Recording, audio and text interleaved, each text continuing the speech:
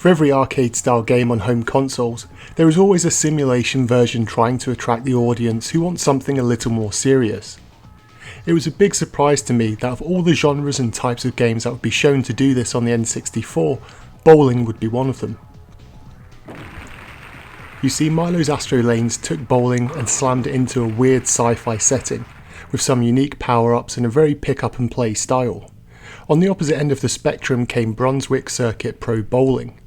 Developed by Point of View and published by THQ in North America during Christmas of '99, the game takes bowling into the pure simulation genre, and in the end it's a game which will have its audience, but is certainly not for everyone.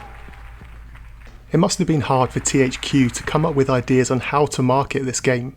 They promoted it as a simulation for America's #1 most participated sport, but the target market for this game is really for the serious bowler, the ones unlikely to have had an N64 console.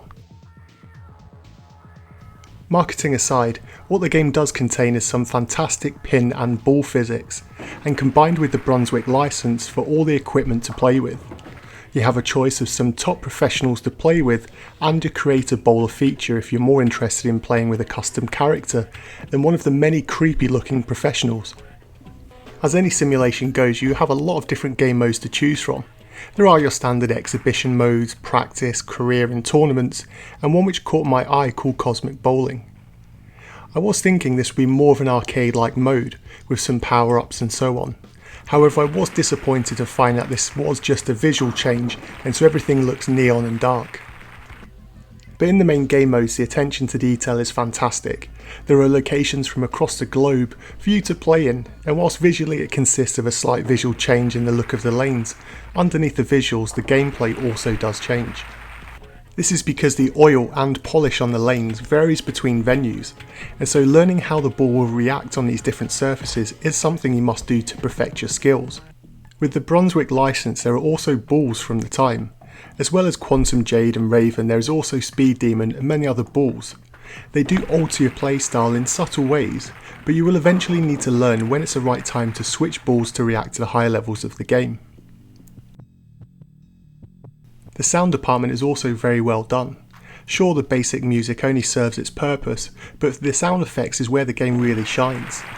The balls roll along with the smooth and yet grinding sound, and as the pins shatter and split perfectly with the sharp audio. The crowd also reacts to your efforts, and so they'll cheer if you hit a good shot, and also if you have a run of strikes. If you do however get a 7-10 split, they'll ooh and ah at your total lack of skill or luck. The biggest complaint in the game though isn't its visuals. There's no easier way to say this than the game is about as ugly as some of the professionals in the game.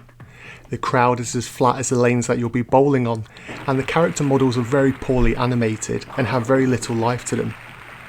The lanes do look okay, but the pins and balls and anything with curved edges looks way too sharp and blocky.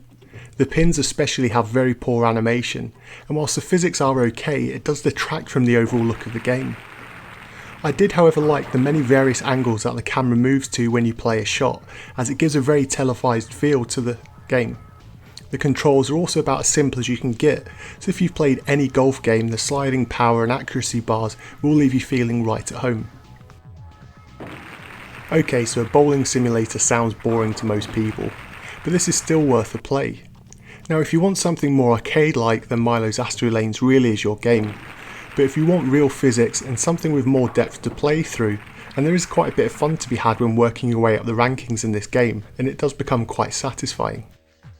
As the game was never released here in Europe, I didn't play this as a kid, but I would love to know if you played this game before. It's not one of the well-known titles on the console, and clearly for a very good reason, but I bet there's still people that enjoyed this as a rental, or you may actually like the look of the game and what it contains.